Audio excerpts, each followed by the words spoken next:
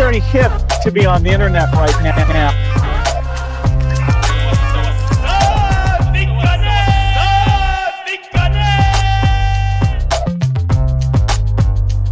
It's crypto only, mate.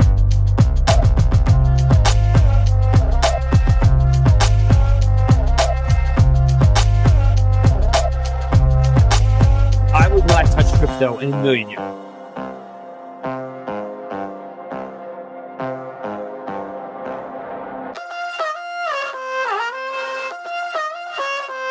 Crypto.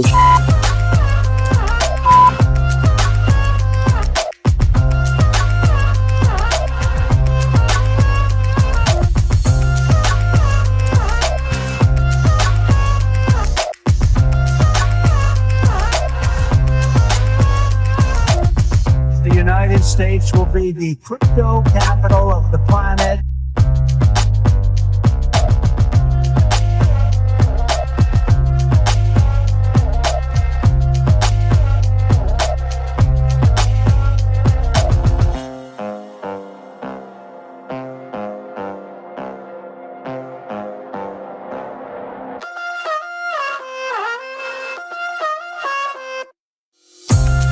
We're all together. We're all one.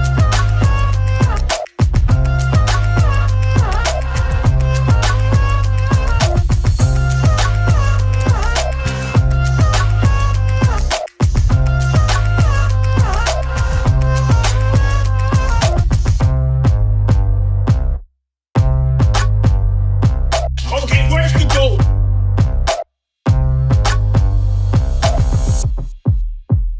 For the first time in the human race, we have unleashed a freedom virus.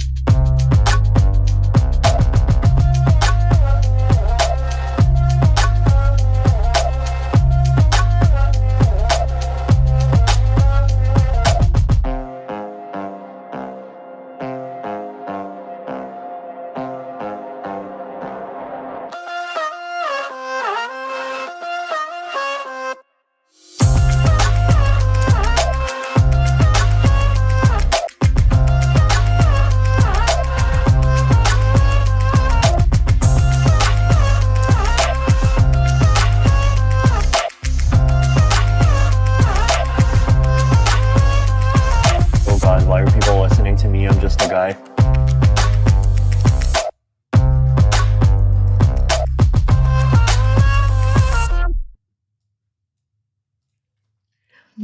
Welcome everyone to the Top Signal Show.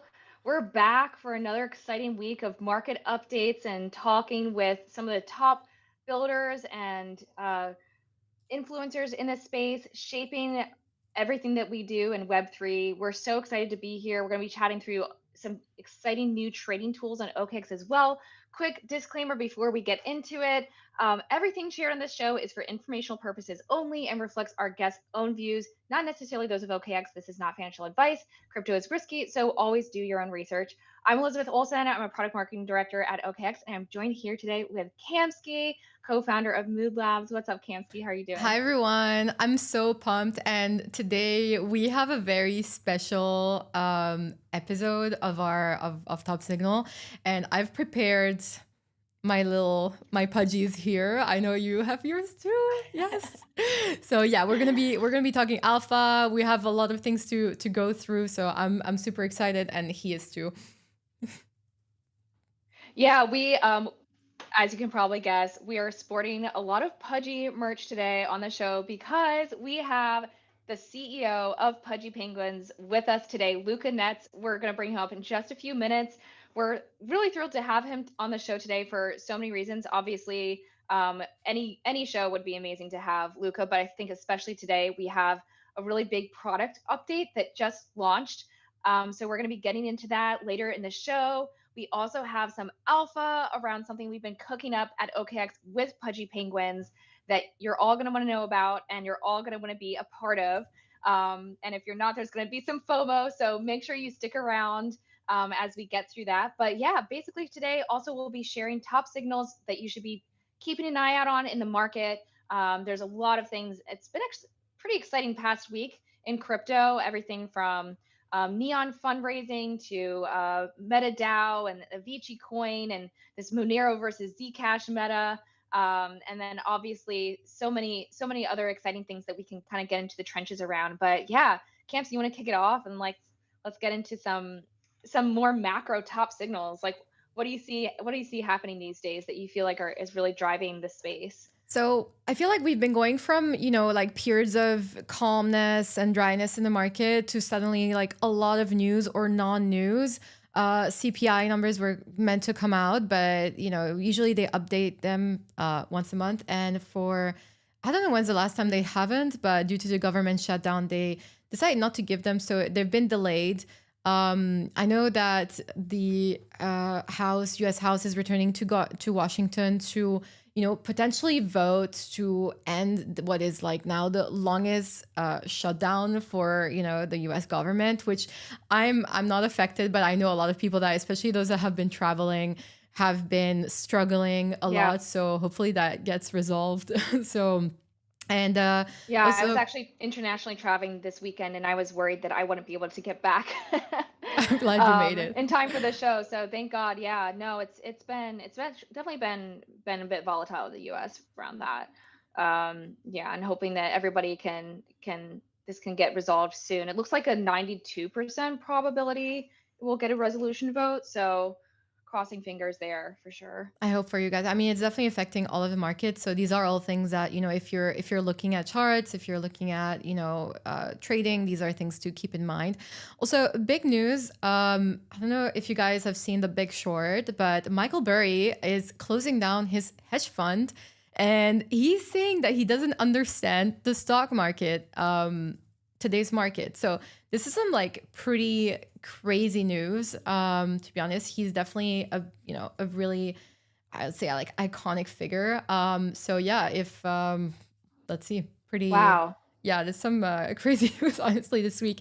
And then I'm gonna bring up some charts here that we have. So I was looking at Bitcoin. We've been like hovering around this like 100, the 100 level. Are we gonna go down there? I don't know.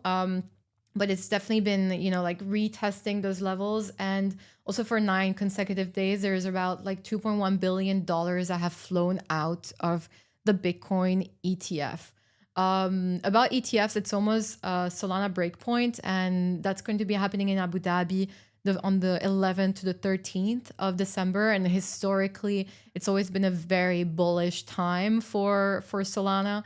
Let's see, is this year still going to be the case? But, historically, there's always been quite a bit of a run after breakpoints. So it's quite of a big, event to keep in mind, or at least, have an eye on. We don't really know if it's going to be happening. I wonder, do you guys think we're going to be seeing a rally again? Yeah, hopefully so. And yeah, what's up, chat? What do you guys think? Everybody who's tuning in, like, do you think you're going to be showing up to Abu Dhabi, or I'm also curious to hear if people are going out to Art Basel. I actually did take a poll about a month ago asking people, are you going to go to Abu Dhabi and Dubai versus Art Basel? They're happening around the same time. So yeah, we're definitely going to have presence at both places. So it has to do with some of the alpha later on the show today. But yeah, just kind of curious what you guys are seeing and where you think you're going to be pulling up this quarter. Yeah, let us know. I'm so zoomed in, I can't even see the chat right now. But definitely shout out to the chat. And I know there were quite some big news for OKX that we were chatting before the stream. Obviously, it's been 3 years. 3 years that FTX basically halted withdrawals. Quite a significant event that affected a lot of people. I'm still waiting for funds to come back myself, and I know that OKX is one of the few that actually has a proof of reserve. And I know that there was a report, right, that came out regarding this. Yeah, no, I love that you brought it up. It's crazy. It's like been 3 years since FTX. I literally remember where I was in New York City when I heard the news. I was like in the subway in Times Square, and I saw this news, and I just changed my career to be in crypto. Oh my And God. seeing this was just absolutely devastating, because I was like, oh my goodness, like I remember feeling this feeling of embarrassment, like, what are my, former colleagues, like, what are people gonna think that I've, like, now changed, transitioned into crypto, and this is the state of crypto. But yeah, I think that's one thing that has drew me to OKX in the first place, is that we were the first centralized exchange to pioneer a monthly proof of reserves report. So we have full accountability. We just published our 36th report confirming over $35.4 billion in assets, fully backing all customer funds. And it's great that we have this transparency with our clients. I think that's so important. Especially, I think that's one of the biggest things in crypto right now, is there's been there's been a breach in trust. And I think OKX has done a great job over the last years to garner back and build the foundations of trust, and show that, hey, we're here to stay. We're here for we're the real deal here, and we're here for those who want to work with us. So yeah, that's been an exciting thing to see come to fruition after, all these years. Yeah, and then getting to the trenches, Yeah, about trust there's been a lot actually. of drama. Yeah. Yeah, there's been a lot. And about you were mentioning trust, right? There's actually a new launchpad that just came through, and they are targeting celebrities, and we're starting to see some new celebrity coins come back. And Neon, wait, let me share my screen, because this is quite big. Here, let me get it bigger so you guys can see it. Why is it not? Here we go. So, if you're into watching streamers, Neon is probably one that you would have not missed. And he just raised over 1.5 million dollars in his pre-sale for his coin. This is a new launchpad that just came out, and Iggy Azalea is one of the advisors, and we've been seeing them like stream together for a bit. Like, there's been some, what I thought was just like friendly flirting and so on, but this led to actually working together. And yeah, like there's been a lot of, like, I would say, like backlash and from the community about having a celebrity obviously coming in and trying to raise for a token, which, historically, if we've all seen, the Hectua coin and celebrity coins, they haven't necessarily performed very well. If not, a lot of them have been abandoned or just like rugged. So this is what, yeah, people are saying this token will rug harder than the crash. Well, let's see. Apparently they claim, so the launchpad claims to have, a method to actually not rug. And so their whole narrative is about having safe tokens that are not going to be rugging their users. What do you guys think about this? Obviously, I see some comments coming in already. I feel like you guys are set pretty much. But yeah, this is I'm not sure when they're going to be launching, but definitely it's been interesting to see. And if this goes well, we're probably going to be seeing a lot of other celebrities come through, including Neon and his friends. I mean, he's pretty well connected in that space. So I'm curious to see. I don't want to be straight up negative. Of course, like there's we've all been kind of like traumatized. But yeah, and people are saying no actual project behind it. No, well, it's a celebrity coin, right? So it's a creator coin, just the same as I know Iggy also has a coin. Maybe I can like screen share. Let's see. Yeah. Yeah, it seems like people are also kind of losing faith in the whole Believe ecosystem. It seems like these projects are just starting to launch elsewhere instead of staying there. They're migrating out, and essentially people are it's kind of become like a mimetic joke, but also people are like, but actually, is it serious that like Ben has chosen Evelyn over Believe? For the record, I think Evan's a great content creator. She's a lot of fun. Do you And watch she's, her? Do you watch her YouTube? and successful in her. I don't I've watched parts of her YouTube, and I may or may not follow her on Instagram. But yeah, I do. Yeah, maybe there's been a distraction there. Who knows? But obviously, like any ecosystem, it's a tough market. So any ecosystem right now, it's tough. So let's see. But in general, it does seem like teams are losing confidence there. But the privacy meta is still pretty strong. thanks to probably Mert Bull posts. So yeah, are you a Zcash or Monero girl, Kamsky? My God, I don't know. I don't know. I don't know. I guess I mean, the privacy discussion is very, it's very interesting, right? And we are seeing also, besides Monero and Zcash, a lot of projects that are coming up and that are offering privacy for also, just transactions. Like imagine if a company is going to be integrating crypto payments within their company, they would want to have some level of privacy and not expose Right. their employees information and like paychecks and so on. So there's definitely a need for privacy, especially if we're going to be having crypto be adopted by companies and enterprises and so on. So it's definitely an interesting point. If you are, I wouldn't say late to Monero, but there's definitely some interesting projects that are coming up and will probably be coming up related to privacy. So if you want to be early, that's definitely a meta that's like super hot. I think anything consumer crypto is as well. And we saw obviously a very viral post from Avicii that obviously everybody's been replicating and so on. As you can see here, this is like a crypto card. They offer like banking services. I think they have a card, and yeah, it's just easy to use. But yeah, they made this statement apology, which was pretty viral and everybody just copied it. And also they have a coin, which this is what the chart looks like. Obviously, your research, but it is definitely interesting to look at projects that have real utility and are good. But anyway, this is Speaking, yeah. I was oh Sorry. sorry to cut you. No, go for it. That's I was fine. gonna say, speaking of projects that are amazing and have utility, I know we actually ended up starting the show a bit late today. We were running some technical issues, but we do want to bring up our star guest of the day, Luca Netz, with us from Pudgy Penguins himself.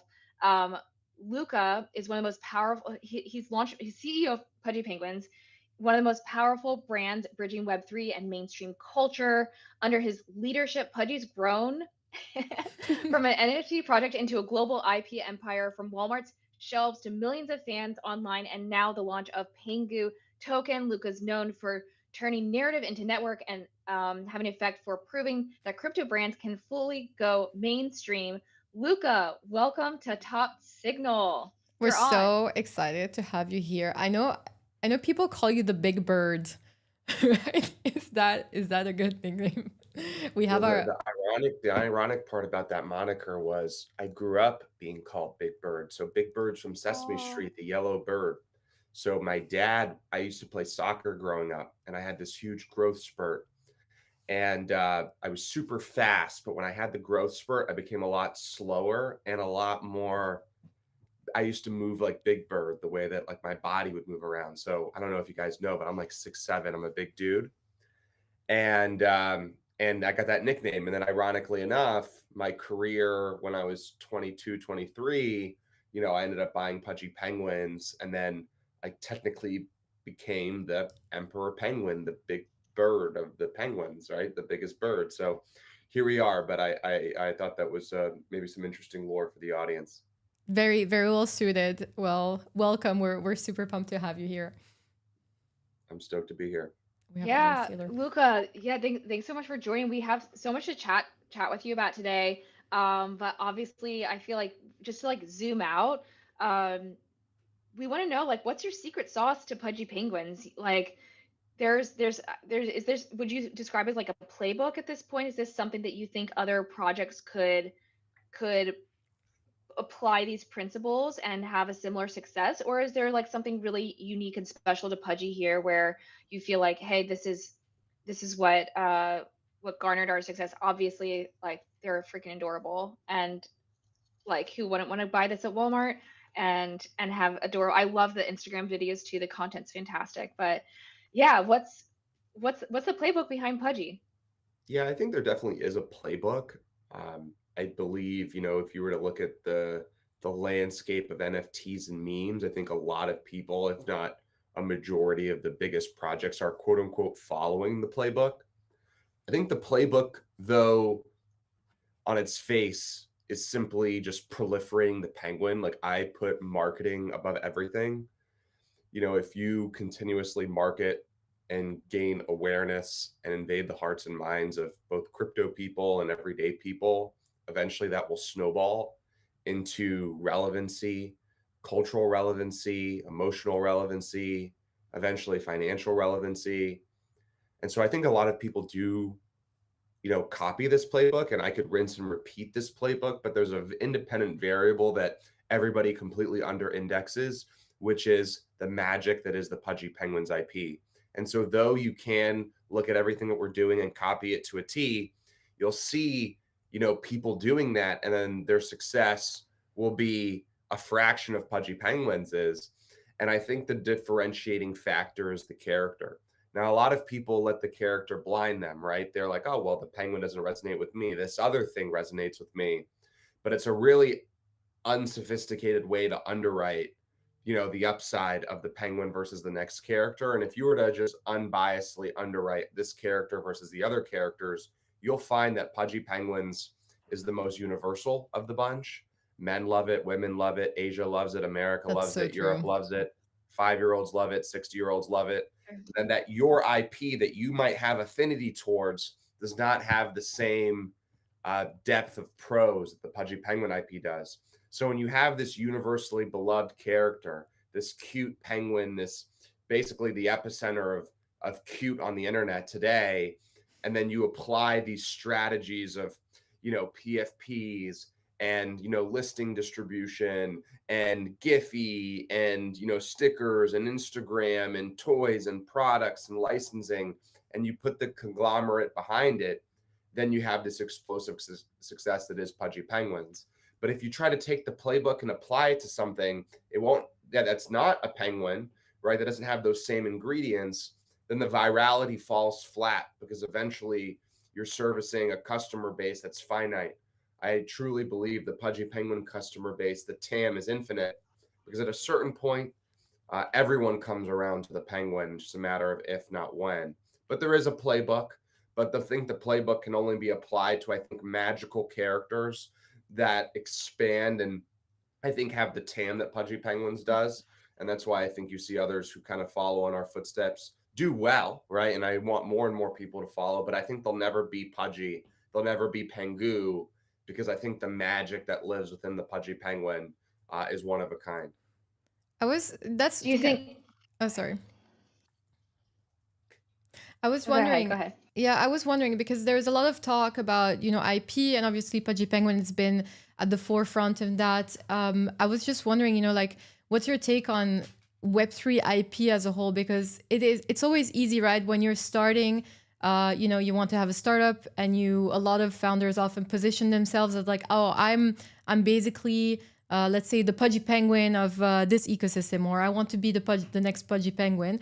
It's always easier to say that. In a way, you do want to elevate your brand by associating yourself to an easy concept that's already proven, but you're risking to setting yourself up to failure because your success, like you're mentioning, has, something that cannot be necessarily replicated in a sense. So what's your take on like Web3 IP? Obviously you are, you're an exception, but do you think that it's something that others should be pursuing per se, or is it, you're just like, really good at what you do and you kind of like broke through? Because we haven't really seen, a Web3 IP really break through the stratosphere, maybe except for like, Yuga with Bored Apes, and they had a lot of support, right? And the market was on their side. So just curious on your take of that. It's a great question. I'm a huge believer in Web3 IP. I think it's going to be one of the great onboarding mechanisms to get people into crypto the right way. And I mean the right way, meaning the emotional way and not the financial way, because eventually crypto has to cross the chasm of being emotionally prudent for people and not just the hope of getting rich or losing those, making riches or losing riches.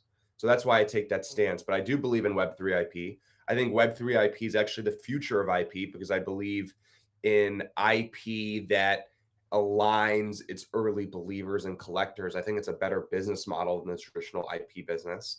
I think the traditional IP business, don't even take my word for it, is at an all-time low. They keep remaking the same stories over and That's over so with different true. animatic casts. How many Avengers movies are we Yeah. gonna be able to? I can't. It's awful, right? And so I think there needs to be innovation, and the only place that I think is innovating in IP is in Web3. And I think there's going to be many winners. Now, I believe Pudgy Penguins will be the biggest winner, and I'll go into that into why I think that in a sec. I think foundationally, I think a lot of people under index. You may want to be Pudgy Penguins, but if I think you understand the depth of execution across all the different tiers of what we do, the team, remember when I bought this project, I assembled what I thought was the Avengers to go and do something like this. What I find in other people who are ambitious in pursuing the Pudgy Penguin vision and dream, and I want them to do it, and I want more people to do it because I think there'll be many winners. The problem that I see, though, with those teams is they're foundationally not built for that, right? Like, for example, if we didn't have Peter, who's our chief creative officer, who owned like a creative agency before this, who had, 20, 30, 40, 50 employees, when we absorbed them, 40, 50 employees, when we absorbed them, this would have never worked, right? Like you need a giant creative team. You need, I would also say, me as a founder, that relationship between Web 2 and Web 3, and really being able to communicate to our community that it's impossible to convince me that building a huge Web 2 business isn't immensely beneficial for Web. I mean, you see this the other day. I mean, you had an e-commerce background before coming to Web 3, right? So you really understood like this idea of like trends and like leveraging hype and growing communities and so on. And that's what you applied, right? Yep. Mm-hmm. About IP and Web 2, can we talk about Kung Fu Panda? Yeah, it's a good one. I love Kung Fu Panda. It's like, good because they're so both pudgy. They're the two pudgiest characters in the IP world. They are. I think you'll see a lot with us over the next 12 months between Pengu and Po. Oh my god, I'm so excited! Is it going to be? Have you watched Kung Fu Panda, Elizabeth? Yeah. So the ironic part, and this is how serendipity some of this journey has been. I'm not a big animatic film guy. But the first true animatic film I remember in the 6th grade with my friends Eder Satina and a bunch of other people, and Richard Peralta and like, basically I'm just reminiscing on my childhood friends, but we all went to go see Kung Fu Panda, and then 6th, 7th, and 8th grade we saw, and then the second one we saw in 8th grade. And we used to go to the Grove. There was this place in Los Angeles called the Grove, and we used to sneak into the movie theater. I remember we snuck into Kung Fu Panda for the first time, and I loved it. And it was probably one of the only animatic series in my teenage years that I followed. I didn't follow, obviously when I was young in elementary school, we followed it a lot. Teenage years, I wanted to be the cool kids. I was like, animations, maybe not. Obviously a little naive at the time. But I really... Airbender? I was big on Airbender, but I was big on Airbender the series. I was not big on Airbender the movies. I thought the movies were a disaster. Horrendous movies. Yeah. Very rough to watch. Yeah, I didn't even finish, but yeah, so bad. But yeah, long story short, Kung Fu Panda, ironically enough, there's a lot of IPs I have no affinity towards. I actually have a deep emotional affinity towards Kung Fu Panda just because of that series of events in middle school. I love that. How did you even get connected to Pudgy? Because I understand you're technically not the founder of Pudgy Penguin. So how did you even get involved in the first place? Like, what's the lore there? So the lore, shortly put, was I was a big collector of Pudgy Penguins. I was a collector, and I had this group chat with like a bunch of big NFT and crypto guys, and they were all signaling stuff. And the only thing I ever signaled in that chat was Pudgy Penguins around 0.1 ETH floor when they first minted around that time. And I just viscerally knew, my instinct was like, this is the winner out of all of them. So Punks had come out, Apes had come out. Viscerally, I saw this and I was like, this is the winner. Unequivocally, I just knew. But unfortunately, the founders were just a little in over their head. They weren't able to execute. They were kind of making mistake after mistake. Now, thankfully, they were around my age. They were a little bit younger than me. But typically, when you can kind of see somebody eye to eye culturally from like a generational perspective, we were able to kind of, at least have some sort of dialogue, at least post me wanting to acquire it, that I think actually made me be the one to acquire it. But they they had a huge rise and then a huge fall. But they had a great community, a great culture. I mean, I think it was one of the true first mimetic communities crypto's ever seen. Truly mimetic, not like, oh, we're memes, we're mimetic. Epic. Like they were really, if you looked at early Pudgy Penguins, content, it was insane. Like nobody was doing it like these guys and gals. And so I ended up, again, super serendipity. I won't give you the long story, but I ended up placing a bid. Other people in the community started what we called rioting. They wanted the founders out. People started placing public bids throughout the X sphere. I ended up just placing a bid unconsciously on X.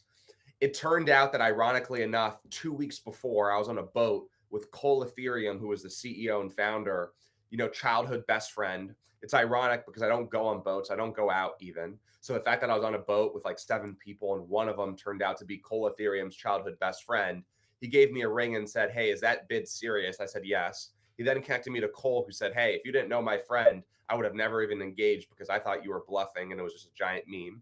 I then kind of convinced him why I was the person. I then went into a debate. Me and this guy called Zach debated in front of the community for a couple days as to who was the best founder and leader potential.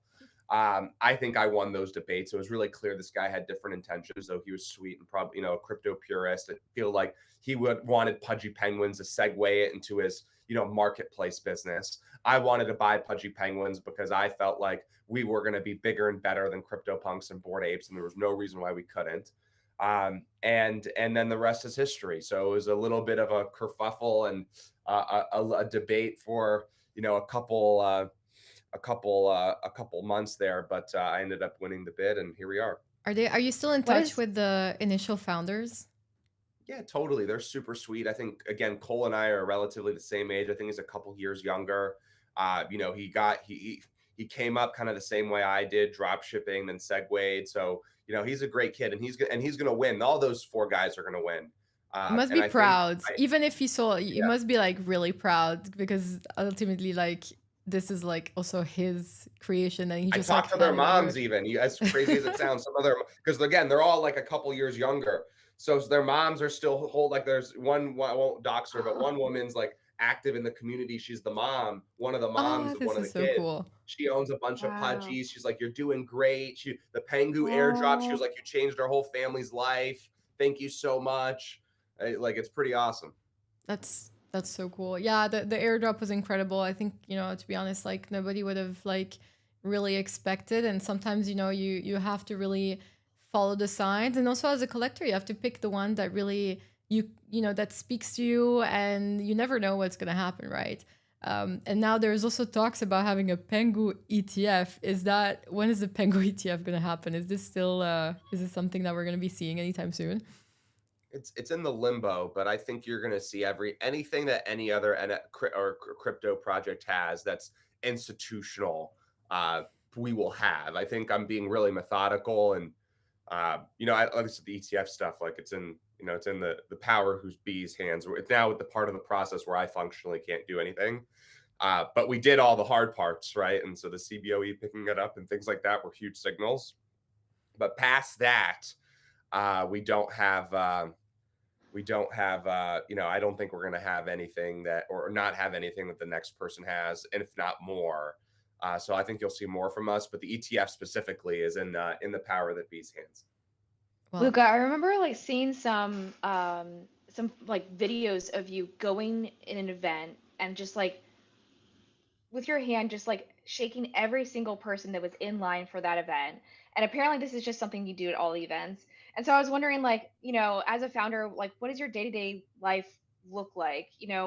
How are you able to both be so deeply ingrained into the community and show up for people in such a personable way, but at the same time, like, and here you are, we're so happy to have you on the show. But then also at the same time, like, obviously you're functioning, it's a company, it's you have a whole team, and you guys have offices, and you're working on all these different projects. So yeah, what is day-to-day life in the founder look like that you've like really self-signed yourself up for, from being the reply guy in a Pudgy Penguin chat?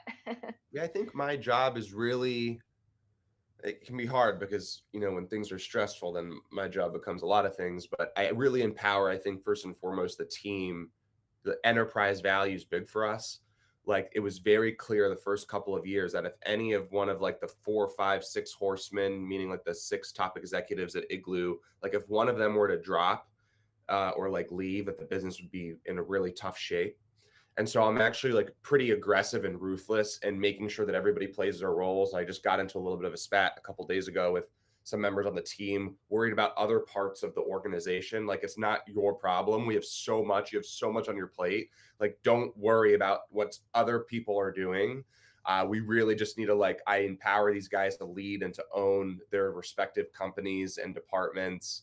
And I think there's many people in the entire Igloo organization that could be the CEO of Igloo, which I think really puts us in an advantage.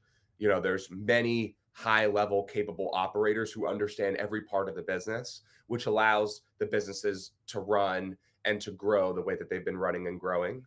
I think my day-to-day life is, for a very long time, it was 12, 14-hour days of calls nonstop, 6 days a week, 7 days a week. I got on the verge of really hurting myself, I think, physically and mentally. Now it's probably a little less calls, probably 5, 6 hours of calls every single day, 5, 6 days a week. And then I'm really just trying to spend my time focusing on critically thinking about needle moving decisions that are either in the process or needle moving decisions that have yet to happen. Our big sprint at Igloo is we want to IPO before the Trump presidency is over. I think it'd be a huge mistake if we didn't. I think it'd be a huge opportunity to provide value for Pengu holders and Pudgy Penguin NFT holders. I already know how I would do it. And I think we have all the ingredients to get it done. I think we've got some really huge deals and things in the pipeline that we've been working on for years. And so I'm really just focused on the things that are going to change the trajectory of this company and less on like in the weeds. I actually spend a little less time on the community stuff than I used to. Partly because I really want to take a huge swing as to like leveling this company up, because I know that if we do what we need to do, I can, bring the holders in the community to places that I think they can't even fathom. And so I'm doing a less of like the nitty gritty guerrilla stuff that I had done. Really, I spent the last 3 years doing. And I'm really trying to take huge swings at that. And I'm really trying to hit home runs to the point of like what you're talking about, though. Like, in the moments where I do have to be present for the community, I really try my best to do the obvious. I mean, I just don't know, there's this like really interesting, pretentious entitleism amongst founders and community members in crypto. I think it's a huge mistake.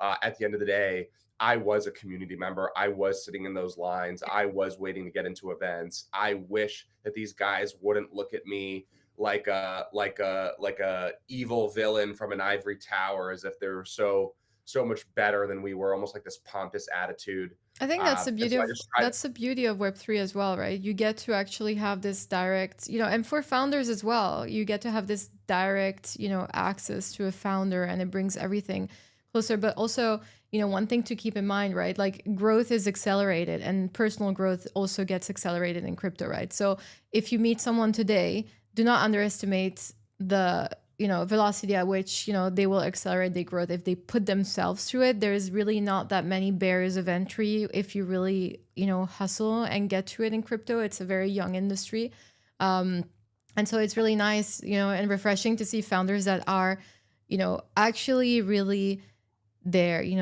I wouldn't say like even down to earth, but just like having that engaging conversation with their audience, which ultimately benefits them.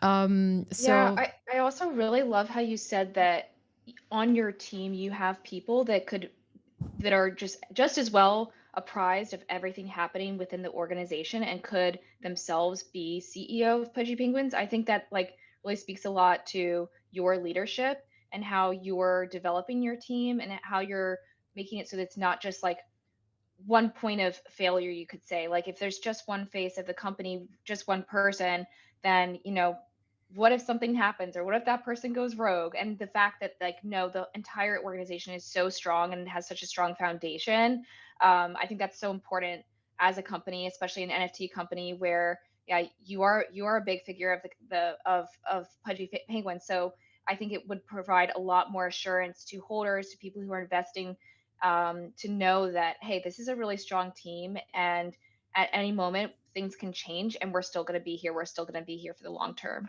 Yeah, I agree. What is Well, I saw some comments in the chat, by the way. I wanna bring up oh yeah. what is the plan for abstract um in the near future? Yeah, so abstract, I think, has a lot of great things coming down the pipeline.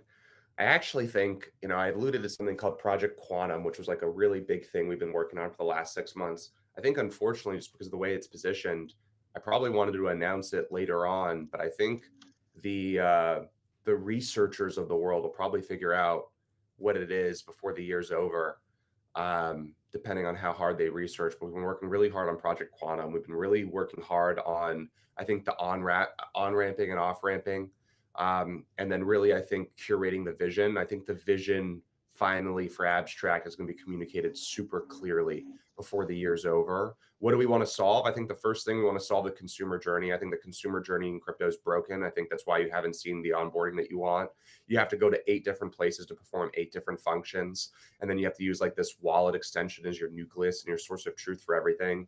Doesn't seem like a good journey to me. And I think there's a huge reason why crypto hasn't been able to break through the way that we've seen it, or we wanted it to break through over the last couple of years. I think we want to, be the hub of fun. I think we want to own a platform that curates, really fun experiences for end users. I think the financial elements of crypto enable a different type of gameplay and user behavior that I think we can own on one singular platform. And I think we're just interested in becoming one of the biggest and best L2s. I think over the course of time, you will see our growth and that pattern and that hope come true. And I'm pretty excited, to say the least, about the future of abstract now more than ever. If I'm being frank, I actually think, and I try to shoot people pretty straight. It's had its ups and downs. Don't get me wrong, and I think it will continue to have its ups and downs. But at this moment today, I think I've never been more bullish. I think the team is super aligned. I think we've got everything completely figured out, and now it's just about executing and working backwards. Okay, nice. That's super bullish. Do we Oh, sorry. Oh no, go for it. I was wondering, obviously there's been a lot of talk about the airdrop, like crypto loves an airdrop. When is that? Do we have like a timeline on when that's going to be happening, or it still hasn't been announced? Yeah, most people don't know, but I gave the abstract community already $100 million in Pengu, and we airdropped. Like, it is,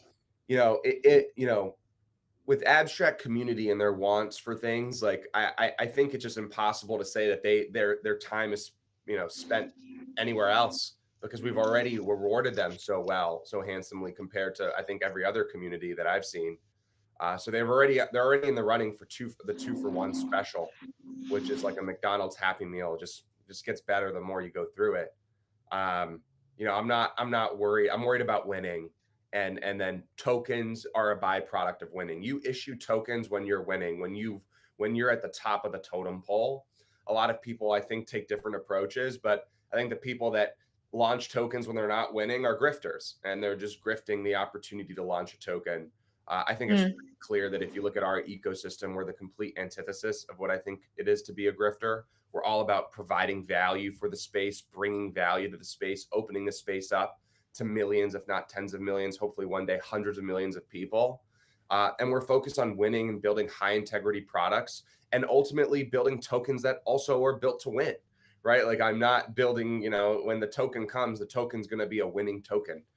It's not going to be a shitty, stinky, horrible token that everybody, leaves and despises and is gone here for the next and gone to the next. So I think from that perspective, the community is just going to have to trust our process.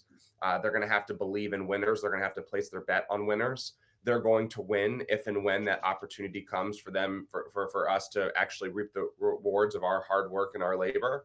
And if they want to be a part of that journey, they can. If they don't, they don't. There's no timeline. The timeline is whenever we're winning, and whenever it's ready to go out to the world. Well, there's been a lot of I feel wins. like what you're saying with the general ethos of Pudgy Penguins, like you're wanting to provide more value to the space. You're here for the long haul. I think that's kind of the perfect segue actually into what we're trying to do at OKX. With actually today, we had a massive product launch. I'm gonna share my screen actually.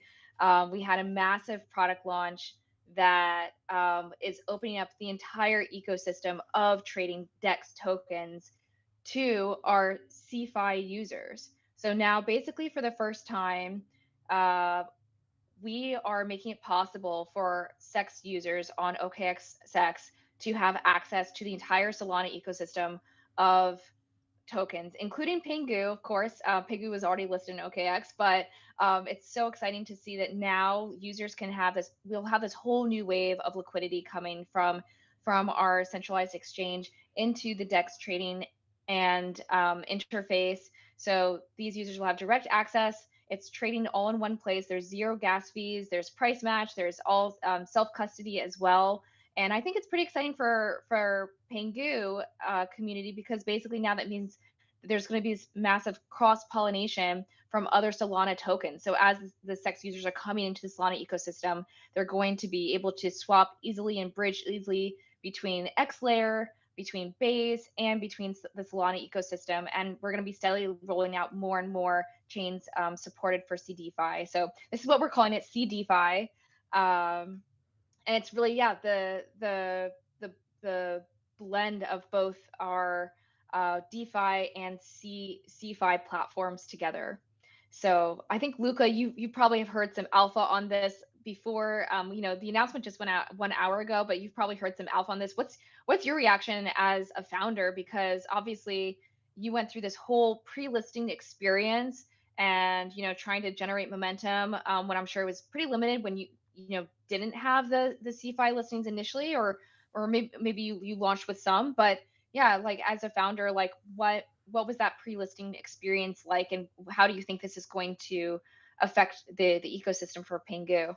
Well, here's a funny story that I'll just mention, but just before I even go there, just give, in the spirit of the story, I just want to say, give you guys your kudos. Like, this is where the space is going. It has to go this way. I think we all realize that. I think that's why companies like OKX and others are just building towards this new future. I can tell you, I remember talking to exchanges before anybody knew that Pengu existed. And I was speaking to them and I was telling them, I was like, look, this is going to be a huge token. It's going to be the biggest token of the year. We're the best marketing. I literally told them this verbatim. I said, we're the best marketing team in crypto. We're going to hit this thing out of the park. And then none of them took us seriously, or some did. Actually, I think OKX, Sam Crew, OKX actually is a really great listing team. And nobody was taking us seriously. The negotiations weren't going well.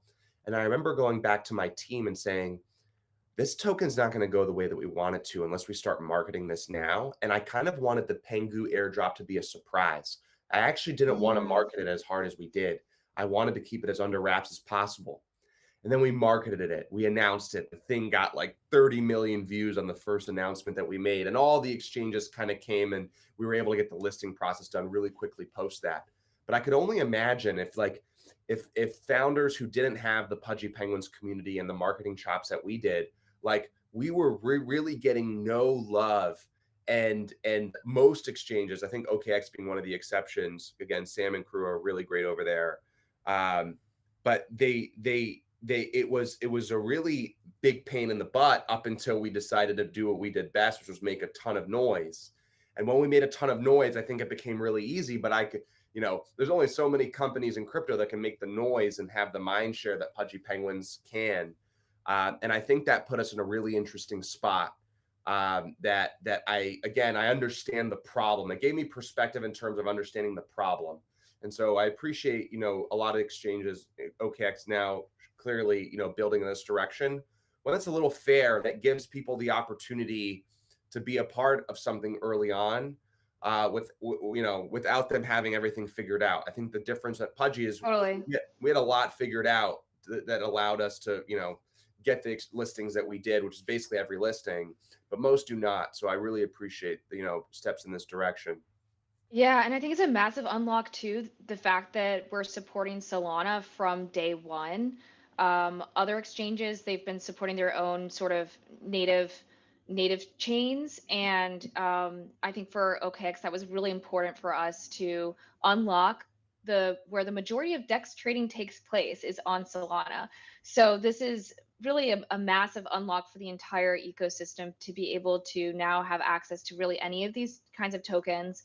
And So we're quite bullish on the chain, and yeah, kind of curious, Luca, like why did you, probably for the similar reasons, why did you decide to launch Pengu on Solana versus other chains? Well, I would have launched it on my chain if my chain was live, but it wasn't at the time. And I launched it on Solana because it's just unequivocally obvious that, like, user onboarding, user consumer behavior today, it lives there just unanimously. I mean, just Right. even today, even Solana's I was gonna say, even today, would you have launched Pengu on even any other today, chain yes. besides Solana? Because I do have my chain live, but what I learned was a release like Pengu before Trump, right? Trump token obviously took it to a new height. Before Trump, Pengu was the biggest drop. It was one of the biggest tests the Solana network ever had, right? Just the claims, the sell. It was just a monster release for them. And the infrastructure, the liquidity, the depth, all the different pieces needed to support a launch of that magnitude.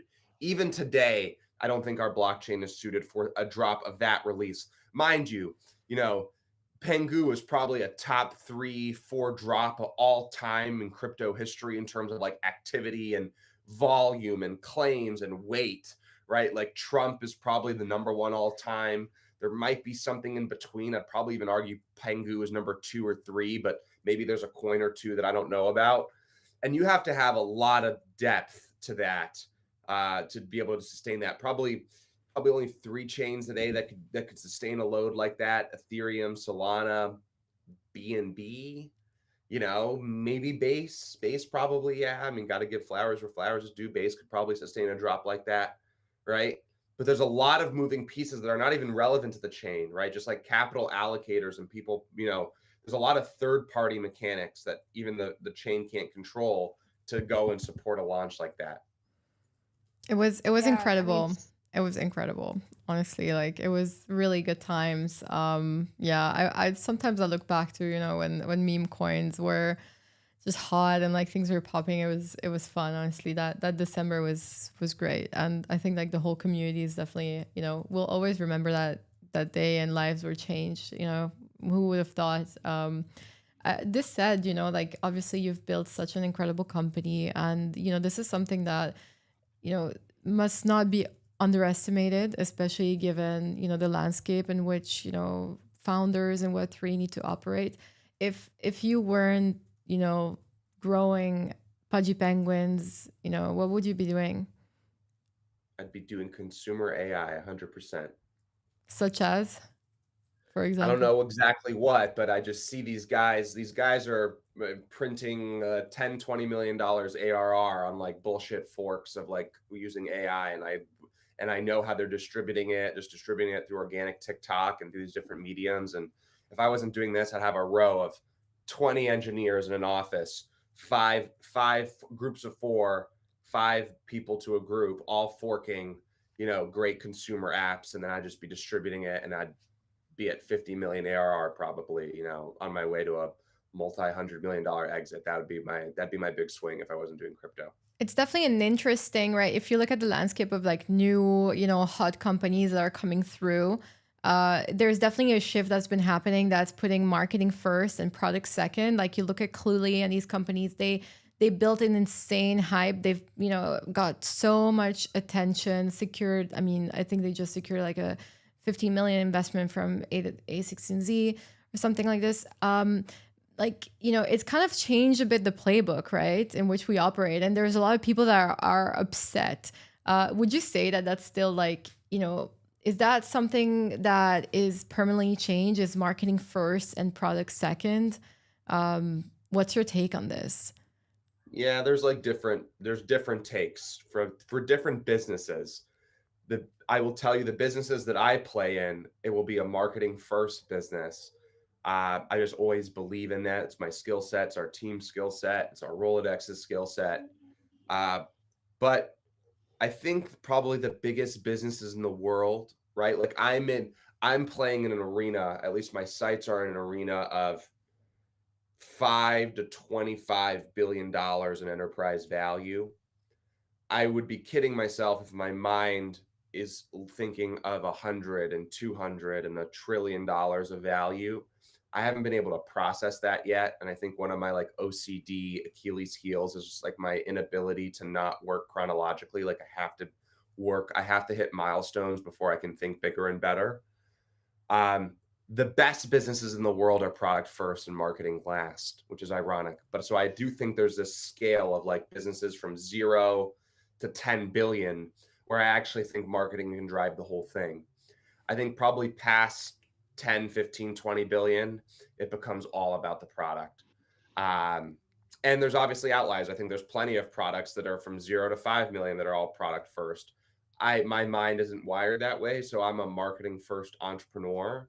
But that's why, to that same spirit, like I also don't want to ship Garbaggio. I've learned that Yeah, shipping you do have to Garbaggio- prove yourself at some point. It can be all fluff, right? That people are gonna get bored. Agreed. Yeah, So you can't sustain the so, hype but for the so beauty long. about my relationship with my team and why we've been so successful is because I've been this marketing with my marketing unit, but they've been able to make sure that when people look under the hood, it's not fugazi. It's like, oh shit, there's a lot of fucking great stuff here, right? And that's actually been a really great relationship. Is like my guys know I'm going to go out there and sell it, right, with the best of them. I have my SEAL Team 6 of salesmen. We're going to go out and sell this thing with the best, to the best of them. But then Peter and Lorenzo and those guys are just making sure that, like, yeah, when you look under the hood, you can't really talk negatively about it because it is a very high integrity product base. The IP is super high integrity. And it's I impossible mean, to I'm refute. holding it It's right everywhere. now. We're holding and Yep. wearing it. So Big, yeah. big fans. But I will say, I mean, there's nothing better than a Pudgy Penguins event. Speaking of which, I know we're just about wrapping up the show today. It's been so awesome having you on, Luca. We did say we were going to drop some alpha, definitely going to hold our word to that, right? So, announcing today on the Top Signal show, we are going to be having the first ever inaugural Pudgy Penguins OKX Alphas Art Basel event. It's going to be called Mild West Casino. We're so excited. It's going to be on December 3rd. You're going to have to come on out to the villa. There's going to be casino games. We're going to have a screening of the Mild West film, which is actually its own film that OKX produced, starring Vincent Cassel. So he's a very famous French actor. This is like Hollywood level production. I actually saw the film this past year at Tribeca Film Festival. Fantastic film. It's about 12 minutes in length, so it's a short film, but everybody will be come in and we're going to have different screening times. There's going to be a whole networking side of the event, as well as DJ, food, drinks, and of course, it wouldn't be an OKX Alphas event if it weren't for an opportunity for some of the top traders in the space to show what their favorite trading tools are in OKX decks. And then we're also going to have a really fantastic time together, just like mingling and getting to know the community better. A lot of people don't realize what OKX Alpha is. It's actually a really wonderfully curated group of top on-chain traders who are sharing their insights and get to help build with us at OKX. And so what better community to partner with in the US than Pudgy Penguins? So we're really excited to be doing this together with you guys, Luca. You guys have been fantastic. I've really loved working with the team behind the scenes on this event. I think it's going to be so special. We just had our big OKX Alpha Summit in Singapore, and so this is going to be our first time having an OKX Alphas Connect event in the US. And it's just really about that. It's about connecting, about having a good time. We've got more than 3 hours of casino games. We're gonna have all these different, like, blackjack, poker, all the different kinds of popular games, you name it, they're gonna be there. So it's gonna be fun. Save the date, December 3rd. We'll see you there. Exciting. See you there. Yeah, Luca, are you hyped? Are you excited? Yeah, I'm excited. I can't wait. We're hyped to see you there. Yeah. Awesome. All Well, right. thanks so much again, Luca, for joining us today. Yeah, it was awesome having you. Shout out Chad, as always. It was great to see you tuning in and being part of the conversation. We have over 6,500 people who've been tuning in over the course of the hour, so pretty awesome to have that viewership, and we always appreciate it. We love seeing you guys there in the chat, and yeah, we're looking forward to the next one next week. I'm so excited. Thank you again. Thanks, Luca. Thank you, Chad. You guys are awesome. We love hosting Top Signal. It's always Always fun episodes. And we're going to have some pretty sick guests. So see you next week. Bye, everyone. Thanks all.